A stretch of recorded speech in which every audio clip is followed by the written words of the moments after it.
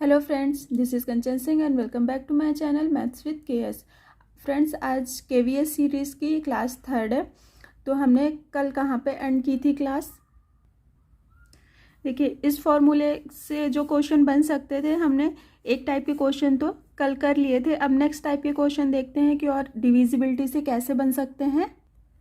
देखिए, इस टाइप के क्वेश्चन भी एग्ज़ाम में आते हैं, टीचिंग एग्ज़ाम में। ये सारे प्रीवियस ईयर ही हैं क्वेश्चन। देखिए, क्वेश्चन क्या दिया हुआ है। जब एक संख्या को 14 से भाग देने पर शेषफल कितना आता है 9, और यदि उसी संख्या के वर्ग को अगर 14 से भाग देने पर शेषफल क्या आएगा। क्वेश्चन में क्या दिया है कि कोई संख्या है, सपोज करते हैं वो संख्या n है, इसको 14 से डिवाइड करते हैं तो क्या रिमाइंडर आ रहा है, रिमाइंडर आ रहा है 9। ठीक है, तो अब क्योंकि रिमाइंडर 9 आ रहा है तो क्या हो जाएगा, वो संख्या सबसे छोटी संख्या क्या हो जाएगी, इन दोनों को ऐड कर दीजिए तो संख्या क्या आ जाएगी 23। ठीक है, ये क्या हो गई संख्या।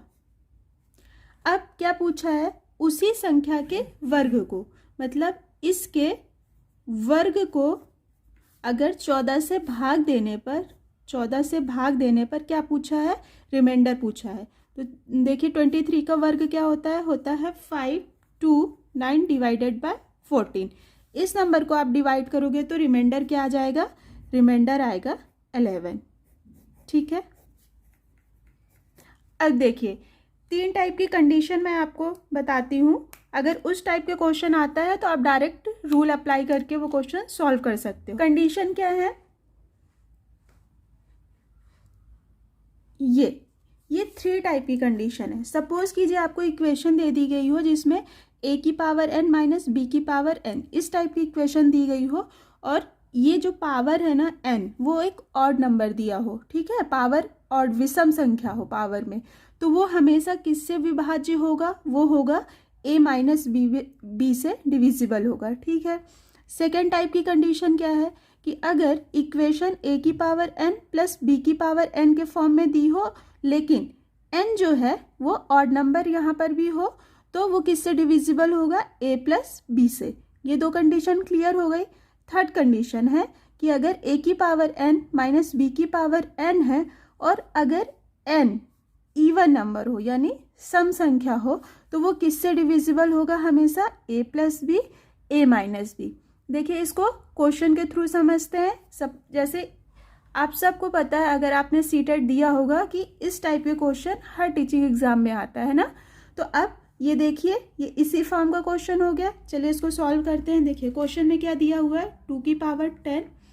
अब आप 1 की पावर में कुछ भी लिख लीजिए, कोई फर्क नहीं पड़ता ना, तो इसको हम 1 की पावर 10 लिख सकते हैं।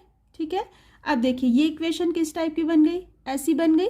और यहाँ पे क्या दिया हुआ है n, ये क्या है, सम संख्या है, तो ये कौन सा रूल यहाँ पे अप्लाई होगा, ये वाला रूल अप्लाई होगा ना, क्योंकि n इज इक्वल टू क्या है, इवन नंबर। तो यहाँ से क्या आ गया, ये किससे डिविजिबल होगा, a प्लस बी यानी 2 प्लस 1 और 2 माइनस 1 से। तो आंसर क्या आ जाएगा 3 और 1। देखिए कितने आसानी से इसका आंसर आ गया। मतलब ये जो इक्वेशन है वो किससे डिविजिबल होगी, 3 से भी होगी और 1 से भी होगी।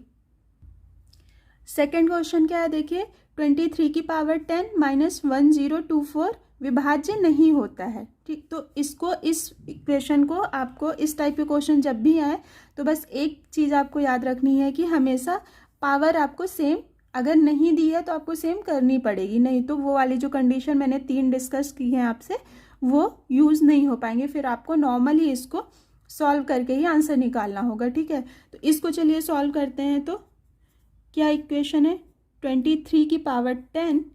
अब ये किसका, इसको क्या लिख सकते हैं हम, ये आपको पता है 2 की पावर 10 क्या होता है 1024।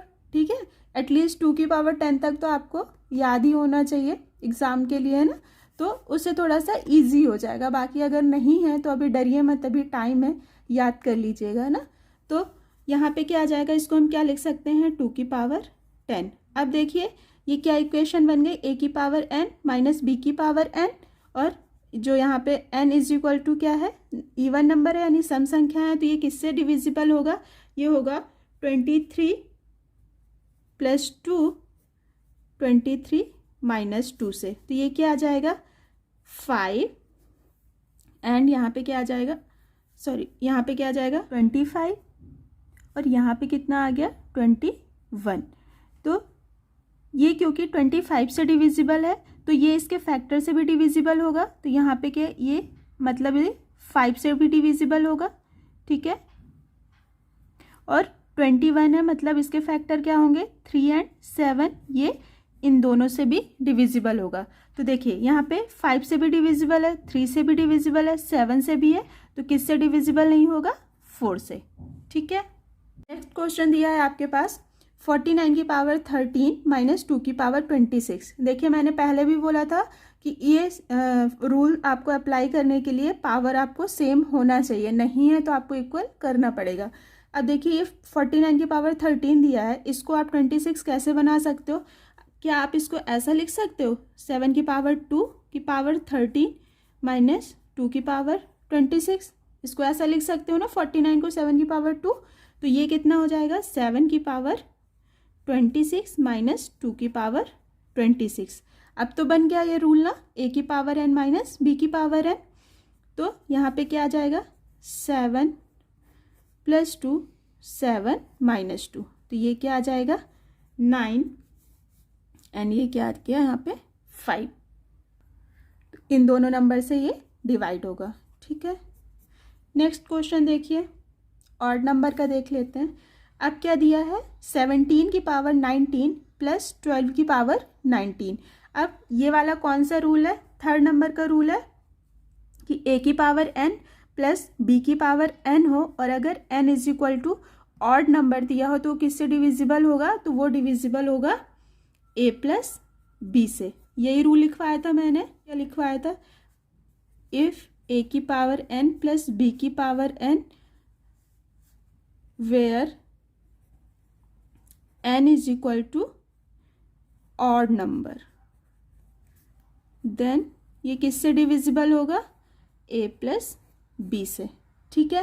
तो ये किससे यहाँ पे क्या आ जाएगा 17 + 12, तो आंसर क्या आ जाएगा 29। ये किससे डिविजिबल हो जाएगा 29 से। इस टाइप के क्वेश्चन देख लेते हैं एक,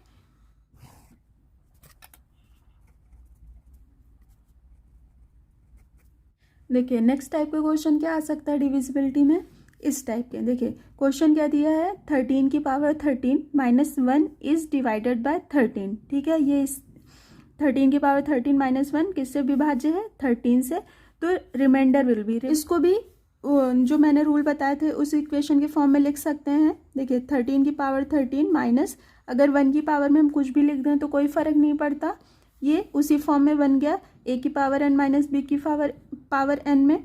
तो यहाँ से क्या आ जाएगा ये 13 - 1, ये आ गया 12।